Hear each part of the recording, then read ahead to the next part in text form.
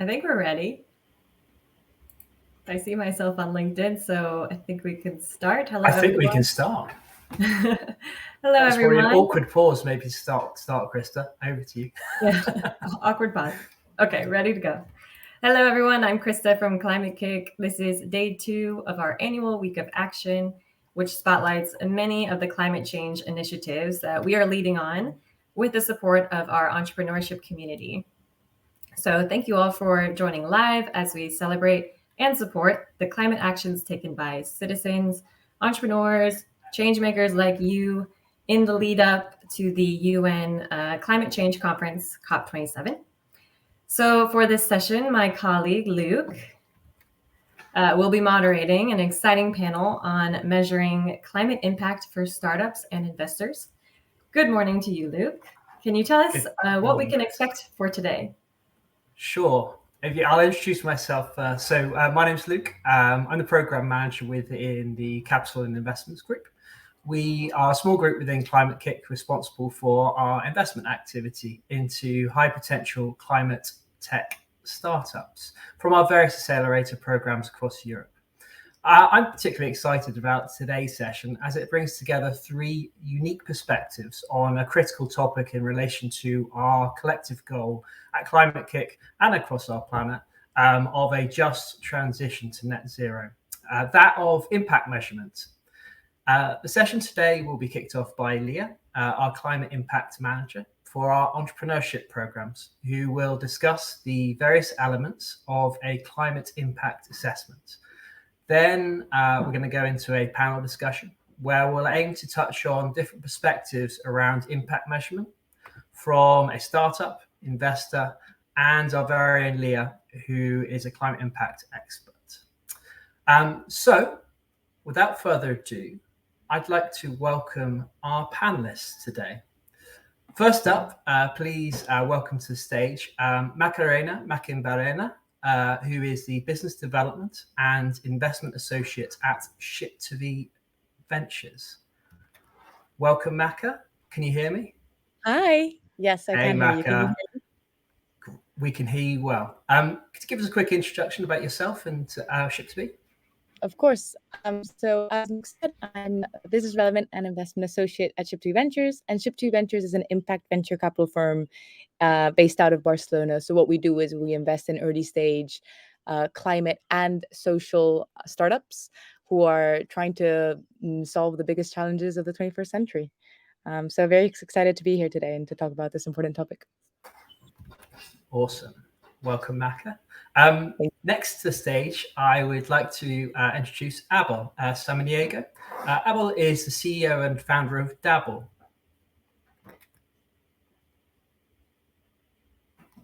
Abel, can you hear me? Good morning, everyone. Thanks for having me here. Pleasure.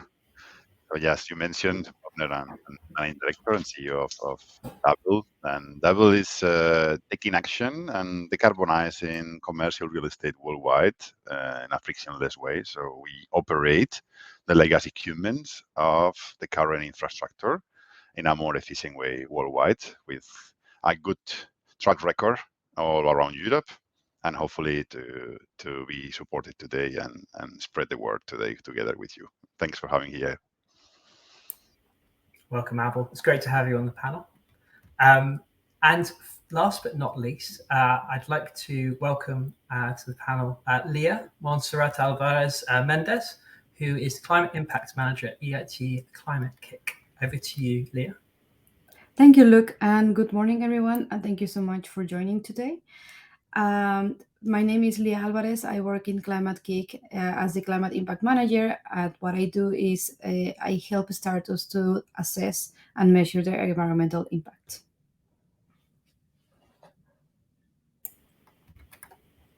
Brilliant. Thank you very much, Leah. You're now going to present a little bit about what you do here at Climate-KIC through your impact assessments. So over to you. Thank you, Luke.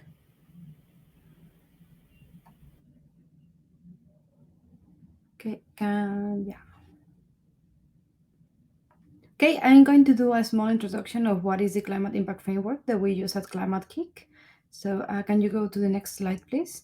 So the climate impact framework, what we do is to help startups and guide them through how, why, and where, how to measure their environmental climate impact in a self-assessment way, and how to know their environmental footprint. To be able to do this, we have 5 stages. The first one is the hypothesis. We have a questionnaire that the company can fill out, and then it can explain us a little bit what is their environmental impact and how they're measuring it and how they're approaching it. Once we have that, we give them a workshop where we are going to teach them the basics of life cycle assessment or environmental impact assessment. And we are going to tell them how they can do a self-assessment and how we can guide them in the process of doing so. After the workshop, we give them a coaching session where we explain how to find the data, where to find it, what they need to be able to finalize their impact assessment, and we also guide them if they are struggling with any of the processes or anything related with their impact. Then after that, they get validated by a climate impact expert, external from Climate-KIC, who says that their impact is correct, the way they're measuring is correct, and therefore it can be certified. Once it gets certified, the company gets a label that they can put in a pitch deck, in their website, or any place that they want to use. And in the certificate, they have the footprint the company has and how they calculate it. So at the moment, we use the impact hypothesis and the workshop in ideation stage. So that means companies are just starting and they have an idea and they want to approach the market, but they are still not yet there. And we use the full framework with companies that are very established and they have a product or a service that they want to launch into the market, or they are ready into the market. So this is a small explanation of what is the climate impact framework. Back to you, Luke.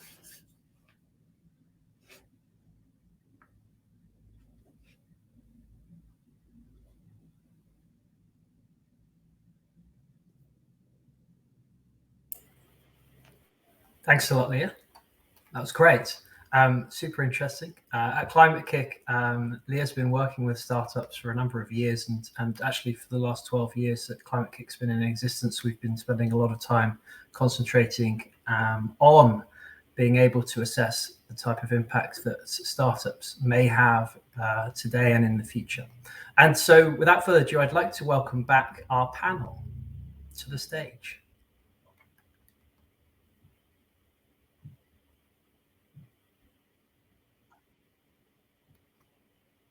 Get those cameras on, get those mics or on. And we're waiting just on Leah. Perfect. Thank you. So I'm gonna start the panel with a question to Abel, who's actually used our climate impact framework. So as a startup CEO, what does climate impact mean to you, and how are you using it in your business? Thank you, Luke. More than how we use it, actually, this company was founded with the clear mission to actually have an impact and to decarbonize real estate as quickly as possible. So it's the whole mission of the company, climate impact. And for us, impact means, and this is one of the main differentiation on the crowded market of many solutions, is that we are going into the buildings and we are really controlling the equipment. We're just not analyzing and suggesting the potential solutions. We are the ones taking action in a obviously part of the portfolio worldwide that can really reduce the CO2. And just for you to understand, so a little bit, so again, with our software, we go into the infrastructure of the buildings, and then we are able to operate in a more efficient way. With this, to put in perspective, our market is around 40% of the total commercial real estate worldwide. But if we talk about Europe, if we will implement our software in this infrastructure in Europe, we will triplicate the CO2 emissions reduction that the European Union is planning for 2030 in the building area. So just understand, like, we really have that, and this is a measure that we're happy to share. Actually, I did it with the calculation that we did at Climate-KIC as well. So, meaning for us, we see it so logical that, yeah, we are all struggling, but believe me that it's just a matter of execution right now. We have everything that we need to take action and make it happen. Brilliant. So maybe I'm just going to dig slightly into that because I think it's really important here. The element you're referring to here around impact is efficiency gains. Is that correct? Yeah, Energy exactly. efficiency. Yes, exactly. Yes, using the same equipment, the legacy infrastructure that we already have in a more efficient way. After that, and in parallel, we can think about retrofitting, making more sensors, more hardware, many things into the buildings. But just operating better what we have, we can have a huge impact. That is our some kind of focus. And so actually it's really, when you think about impact, you're really thinking about energy usage, and you're thinking about the ability for a building to optimize and reduce down the energy usage. So maybe talk through kind of what that looks like at a high level. We've got energy, we've got carbon. How do you get from stage 1 to stage 2? And what does that mean when you talk to investors, talk to your customers? Mm-hmm. So we have two main metrics, right? So that would be the kilowatt hour per square meter, the same that we can translate into CO2. Calculation on the energy from the grid, right, is a bit more tricky, but we can make an estimation per region and per building. So we know more or less how the grid is and when is the energy, or what is the energy carriers of the building, like it's oil or it's gas or it's electricity. So what do we have there? Once we have this into consideration, we say, okay, this is your baseline. This is what you have right now.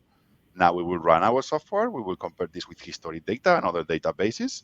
And then we will provide you, usually we are the fastest in the market, so we can provide you a first report in 4 to 6 weeks so that you can see the 6 kilowatt hour reduction. And to close the answer, at the end, the best energy is the one that we are not using, right? That's what we are trying to really not use them and then mitigate and help it. And then after that, we can talk about other solutions. Because it's really important, though, isn't it? Because you're providing a real knowledge service to organizations, but also an optimization piece, and that's sometimes difficult to unpick when you're talking about pure climate metrics. And so I think it's a really interesting organization that you have, and kind of how you think about impact and explaining that is a task. So thank you, Abel. Really interesting start to the conversation. I want to move it over now to another really critical part in your growth, which is your investors. And move it over to Maka. Maka, as an impact investor, what kind of criteria are you looking for when investing into climate startups? Cool. At a high level, we have 3. I think the first one's pretty unexpected, but it's around intentionality and what motivates a founder when they come to us. We're investing in really stage startups where there is so much trajectory ahead and there's so much room for mission drift, and you can kind of lock in the mission with some, clauses on shareholder agreements, but at the end of the day, you have to really kind of buy into why the founder started that company in the first place and that they are really there to solve a mission. We also think that it really helps differentiate a person who will have the resilience to go through ups and downs of entrepreneurship and one who will kind of fall short along the way. So that's like the first one, which is basic but really important to us, actually, and especially in the climate tech world where there's a lot of room for byproducts where you can kind of say that there's CO2 reductions, but really, why are you doing it? So number one. The second is something that we called buying into their, logic, impact logic. It basically translates into really understanding what their theory of change is. So we did a mapping of what are the biggest drivers of CO2 emissions. And then so we have a kind of categorization of the biggest areas where we want to focus on, for example. But within that, we really want to understand what is the vision behind how the product and service that this company is pitching to you? What is their theory around how that's going to actually reduce greenhouse gas emissions. I mean, to bring it to life, a good example is there's a lot of room for enabling technologies. So this is technologies that actually provide data, for example, data on how do you create, if you think about a circular economy, one of the main limiting factors behind having a more circular economy is actually having the information available to kind of create it. That is, so when we speak to someone who's pitching this sort of idea, we go quite deep in, okay, but who's going to use it? How, what's the change going to be in the short term? What's the change going to be in the medium term? And we don't need to have all the answers. They don't need to have proof for everything, but we want to make sure that they're thinking about this and that they have reasonable hypotheses around how that's going to map out. Yeah. The third one is around the lock-in of, we call it impact lock-in. It basically means that we really want to make sure that the commercial success of the company is actually tied to the impact success of the company. There's like little chance that they're going to be faced with trade-offs where, hey, you have this great commercial opportunity, but that's not really how you're going to, that doesn't actually match your theory of change or the activities that you said you'd have to carry out to actually reduce those CO2 emissions. So kind of making sure that those two things are aligned.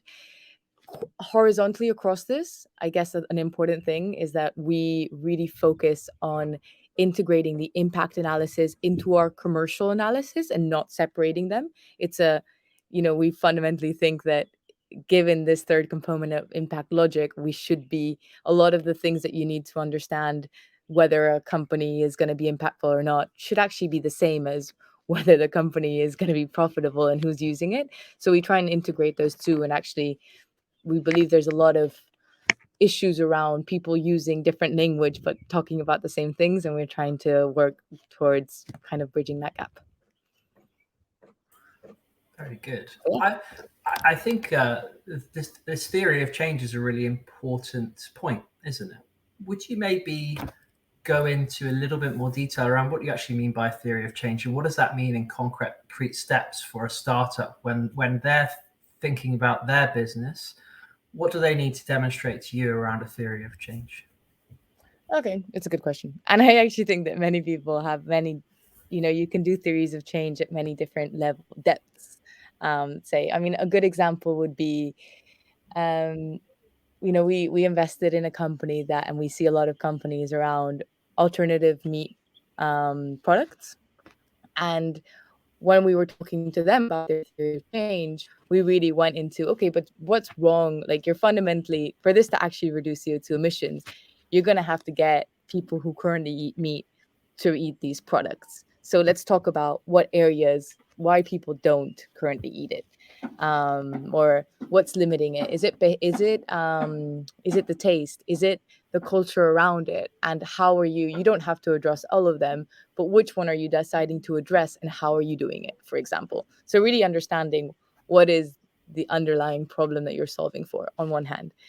And then on the other hand, there's a component around bringing it to the stakeholders. So who is going to be, more specifically, who is going to be your client and what motivates them and how are you going to influence them? So it's going quite granular into what is the problem that they're solving for, who are the stakeholders that they're addressing, and how are they going to influence their change in the short, medium, and long term. So to bring it back to the example around changing consumption patterns around meat, there's an element that is, hey, you probably get the first movers. We believe that a lot of the issue around meat consumption is also something cultural and it not always being that cool and there being a bit of stigma against it. So in the short term, you're probably going to get early adapters who currently don't eat that much because they don't find it that accessible or it's a bit expensive and it doesn't taste that nice.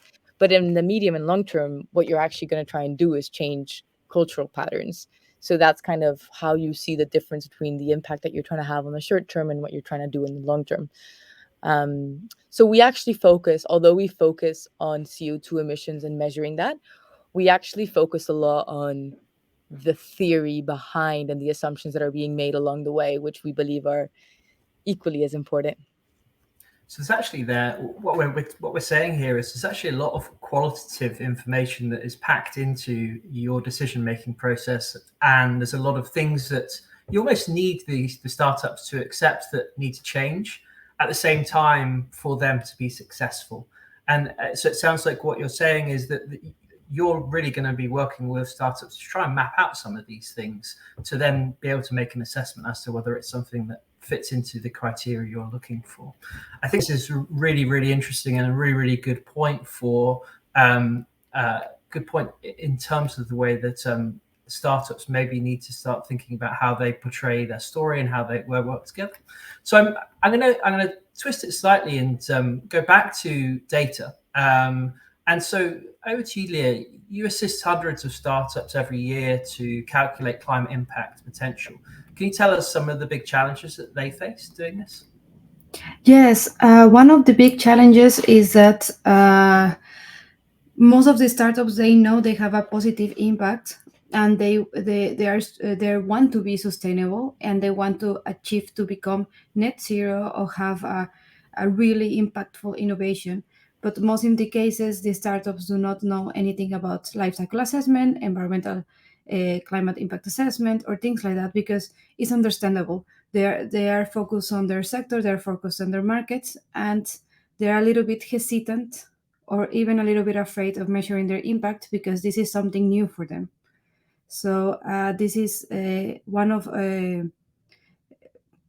so what we do in the climate impact framework is that we take the startup, we try to show them the basics of this, and we try to show them that this is an iterative process, that they can't measure their impact at the first time, and maybe it's not going to be the best one, but that also means that they have room to grow, they have room for innovation, they can change some materials, they can change some processes.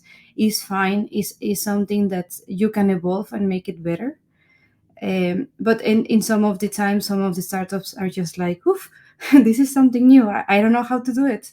And it's just like, yes, that's why we are here. We are going to handhold you and to just show you how to do it, and it's going to be fine. At the end of the day, what we want is for you to have the best impact and just be as sustainable as possible. But coming back to what Abel said in one of his questions, actually, we are kindly surprised that each year more startups that actually have a positive impact and their main core value is to have a positive impact are joining to this type of accelerators. So that makes our job obviously easier in a way, but it also makes it more inspiring because we have companies that know that they have a positive impact and they want to become even more impactful and they want to make it as best as possible. So this is quite nice, but also is one of our biggest challenges. So we've got a real want to understand the impact you're having as a startup, but we also need to be cognizant as well that there's actually a lot of work involved in this piece, and we need to remain almost flexible, particularly at the early stages, which is where you're really working with a lot of these startups to be able to pivot and not get too bogged down in a specific thesis. So it's super interesting. I want to twist it again and go back to you, Abel. You're touching on a whole range of different stakeholders within your business. How do you think about the impact that they're having and the effects that you're having on them across value chains, geographies, and so forth? Mm-hmm. Thank you, Luke. Right now, we have presence in 6 countries around Europe. And the stakeholders, so we are focusing the real estate market, right? But there's people that own the buildings, or they manage them, or they just use them as a business, like buy and sell, or even we go deeper into the guys that are really managing the buildings day to day, right? So you have a completely different map of stakeholders all around the building. So it's quite complex, and each of them have a different motivation, and that makes the thing complex. But that didn't. So in terms of what is the impacts? Obviously, each of them have a different benefit from us. What we have tried to nail and to, let's say, master is try to communicate the win-win situation in each case. So the overall win-win is the one for the wall, right? So we as a business that we can grow for every square meters that we cover, we also earn money. Now we have a really good impact. So we're clear on this part. On the other hand, if we talk about, I don't know, an asset manager or the owner of the building, some of them may care about CO2. Unfortunately, that is not the most common thing, and that is, I am telling this loud and clear, that has to be changed, because then if not, you will have your buildings floating and on fire. It's very nice, but the location maybe will not be the most important thing. Will not be locations, because you'll be underwater. So what you need to do is you take this motivation out. We thought we faced this barrier very early, because actually we participate with Climate-KIC in 2018 already, so we have grown, and it was a very, very good push for us, but still it was extremely early for us. We were aliens on the stage, like people was not really motivated enough to move this technology. Now we have many tailwinds that finally make the company move forward in the stage that it should be, and having the impact that was expected. At the end, right now we find a good formula to combine putting money in the pockets of people, and at the same time generating the impact. So we find a good balance. People is happy with it, and allows us to scale worldwide. Very good. That's really good to hear. I'm going to open the floor up now, actually, to everyone, because I think this is a really interesting point. So how does impact measurement change as a startup grows and develops, in terms of the level of maybe sophistication, attention? Maybe some more observations from the floor. Absolutely. Abel, maybe start there. For me. Okay, I thought. Yeah, okay, go on. yeah. Jump in with a couple of words. I mean, you also have investors at the beginning, right? So the metrics, when you go into the board meetings, it's revenue, right? So you go there, and then you have CO2, then it's nice, right? I'm not talking about you, Macarena. I don't know how it's your board meetings, but in general, that's the reality. We have to be transparent. So you have good revenue, then we can talk about CO2, right? That's our case. It's good. Then at the beginning is more. In our case, we developed something quite out of the box, quite something that was new in the market. We were pioneers on that, and we had to educate a lot of the market on no, we are not just analytics. We really are taking action. Once you convince the people, they say, okay, put the technology and show me that you are saving me money. And at the end, this is where you start, right? First, second building, and then you go. So at the beginning, the sophistication of the real climate impact cannot be so high. It's more like an Excel with Drup. You just put it like, what can I do in the next 10 years if that goes like A and B and C? Because you have also a very small impact, right? So then it's not really relevant. It's like everything in life, right? At some points, it's everything relative. And right now we have a good volume. So now it's for us interesting. We can relate it to other metrics, and this is our core business at the end of the day. Now ESG regulations are in place. So people really is having pain from them, or will come more urgent in the next 12 months, hopefully. And now we have also the energy crisis that people is again on the pocket. So CO2 is there, yeah, but this so many things that we have to. And we talk about German market is quite known that they are far behind in terms of smart metering, right? So really measuring just kilowatt hours spent in each part of the buildings. And the UK, for example, you cannot even access the tenants has to give you the permission to show you the kilowatt hour that they are spending.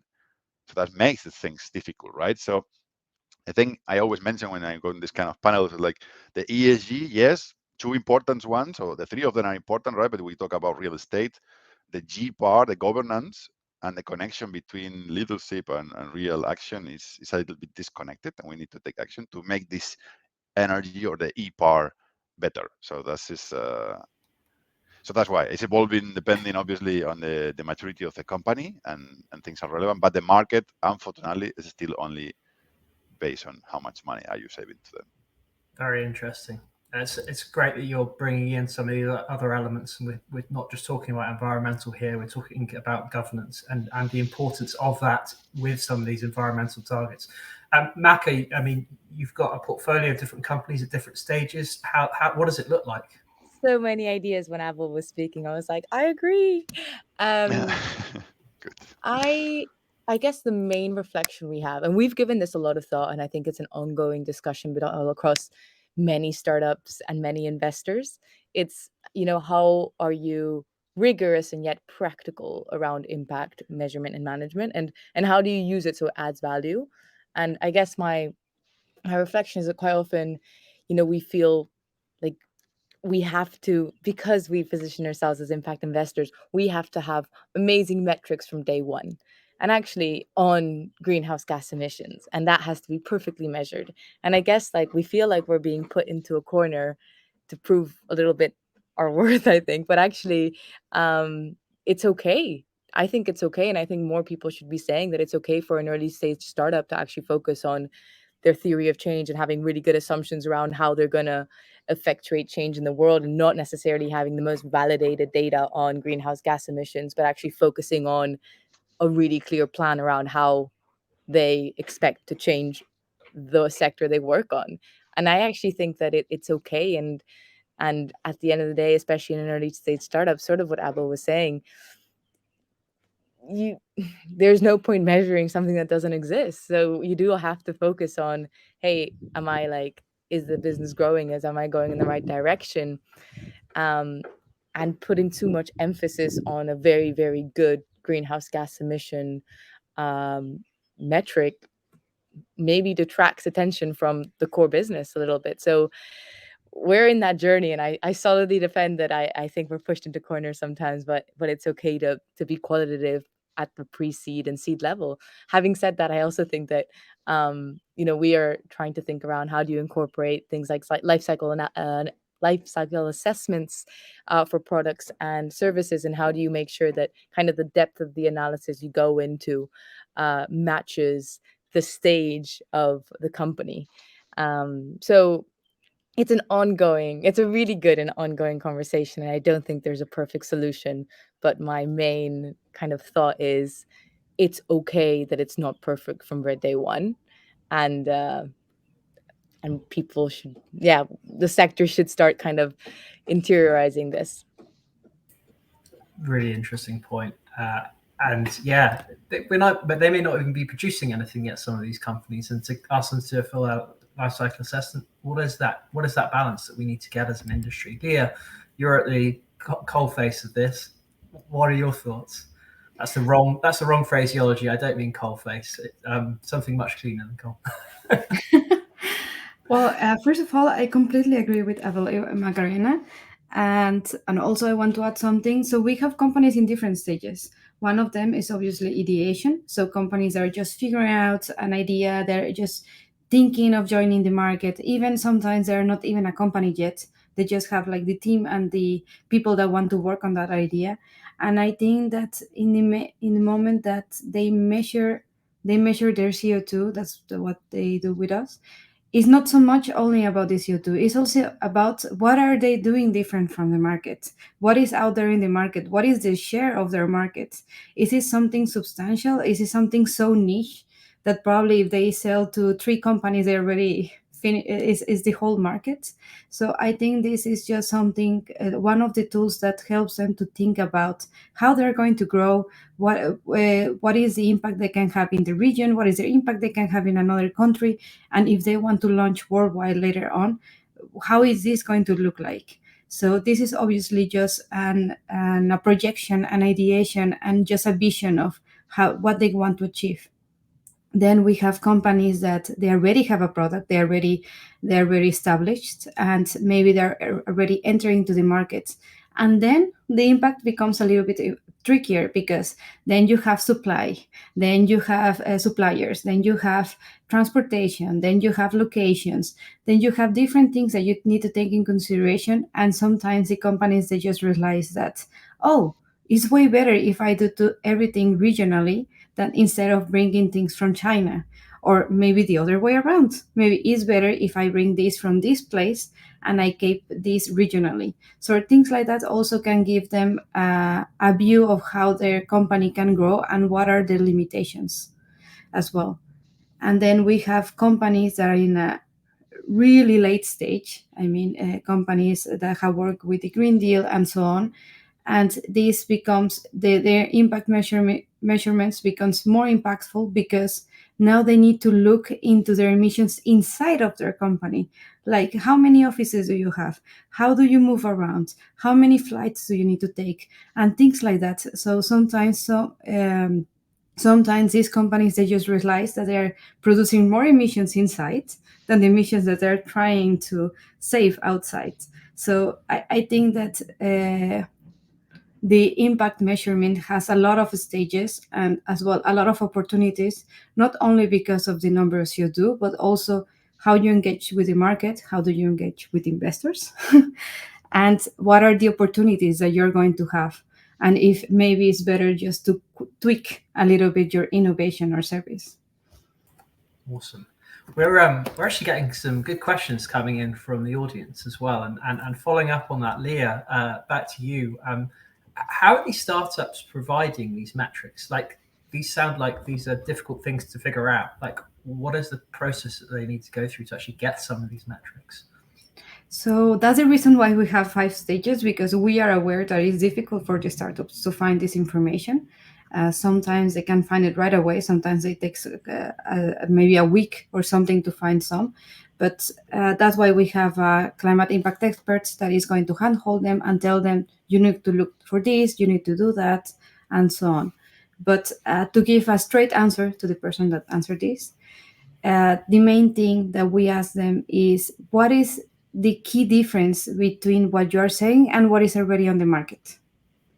And basically, this key difference is information that you need to find, because this is what makes you unique. Yes. Interesting. Maka, do you want to jump in? Yeah, as well?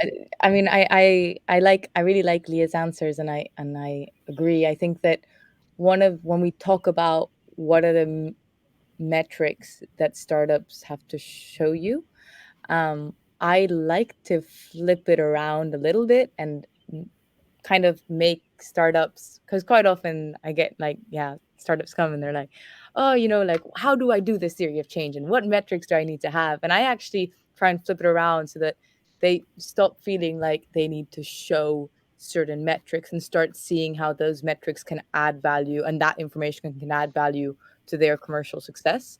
So quite often I try and flip it around and be like, what information do you need around your clients to actually be able to serve them better? Because that's fundamentally, or what information do you need around what people's thoughts or behaviors around XYZ topic. So I try and flip it around so that they actually see, not, it can come across like we can tell them what metrics we want to see, but actually it's like, we want you to kind of show the logic behind what you're doing.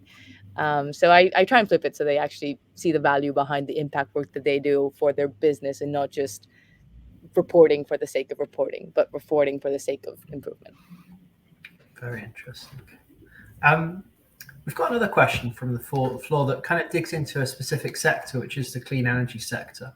And so, Abel, maybe you can kind of touch on this, and from the interactions that you've had with different investors, what are the key dimensions that you've seen investors use to evaluate investment readiness in the clean energy sector?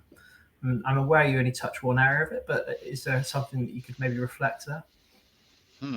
Absolutely. Thank you, Luke.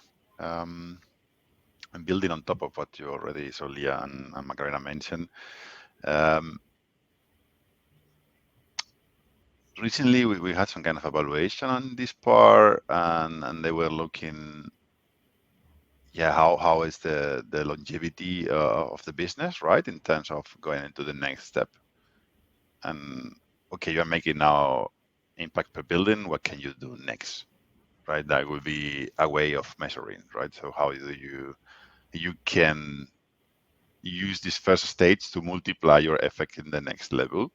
And that's something that we do, for example, because in the moment that we have a critical mass of buildings, we can influence the grid, we can influence the production and the distribution of energy with the data. That's something that Macarena mentioned at the beginning, that I really like it. And I didn't think it like in the circular economy, like don't go in so far, but that is a good concept because it's what we say it, but in other words. You also mentioned something like that.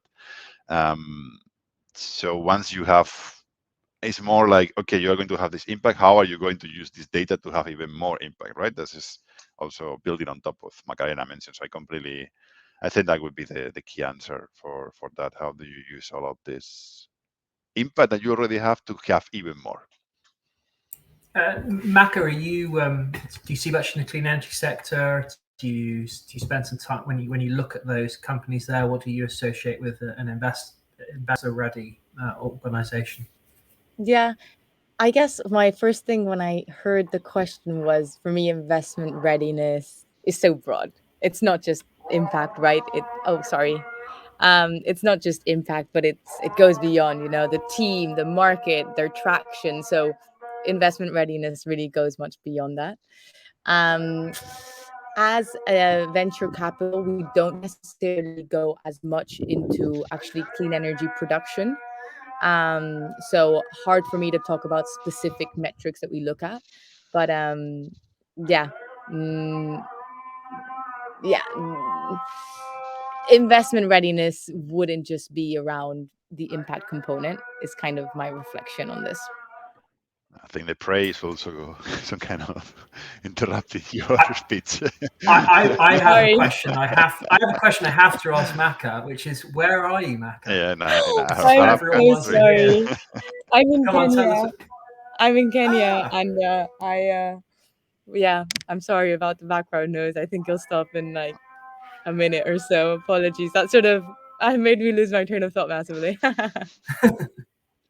I think maybe just to kind of touch a little bit on the impact element that we see here from capital markets team, where we sit and engaging with a number of different investors, and we are seeing a lot of hurdles that are coming out when it comes to impact. You see a lot of investors starting to talk about 0.5 gigatons by 2050, and very, very hard targets put in place. And you speak to them about these targets, and whether it's say is they may be posted up on a website or whatever, but there is such complexity to thinking about what could half a gigaton actually mean across an entire value chain, and what that looks like. I think it should not be seen as a significant hurdle that's insurmountable. And it's really about having a dialogue with investors as a startup, and explaining what you're doing, explaining your business plan, and you will unpick other elements that potentially could have huge impact further down value chains that you hadn't thought of before. Maka, I want to just pass it over to you finally, just to touch on that point, because I think it's a really important one. Okay, fantastic. I actually, what we like to see is companies having a good understanding of the scale of the impact they can effectuate and the depth. When investors have targets like, X amount of gigatons that must be reduced, I think it's not. That is a reflection. That's a multiplier of a scale times a depth. And depending on, for example, the assumption that you're making about your market share, it's going to be higher or lower. So it's not inherent to the technology. It's also dependent on the assumption you're making about the business and its growth. So we like to separate those two things. Hey, tell me per unit what you can achieve, which is really what matters. I mean, not really what matters, but it's what's really like intrinsic to the product and service, and make that assumption, and then tell me how you're going to grow it. And that distinction is very important. And yeah, it helps come to grips with these very appealing, but at the same time a bit superficial claims around, I will only invest if this target is met, for example, because it's hard when you actually look into the analysis behind that to be okay with all the assumptions that are being made. I think that's a wonderful point to end on here. We're coming up to time. I'm actually 9:45. I've had people telling me I need to cut off this conversation, but I couldn't because it was too interesting. So I'd like to thank our panel for all your wonderful comments and a really interesting conversation. I'll pass it back over to Krista, I think, who's got a final word to say before we close off. Oh no, I'm being told she hasn't. So I'm going to say thanks again for tuning in to. Oh, it's Krista. Krista is here. Hello, hi everybody. Yes, just a quick a quick thank you for those of you tuning in for the EIT Climate-KIC Week of Action. We'll be back here today live on LinkedIn at 2 for a session on fostering innovation communities for climate action in cities. So be sure to meet us back here. And thank you again to our great panelists. If you have any questions, please feel free to get in contact with us at the Climate Accelerator team or the EIT Climate-KIC team in general. So thank you. Thanks Thank everyone. you all. Thank you. Bye. Thank you.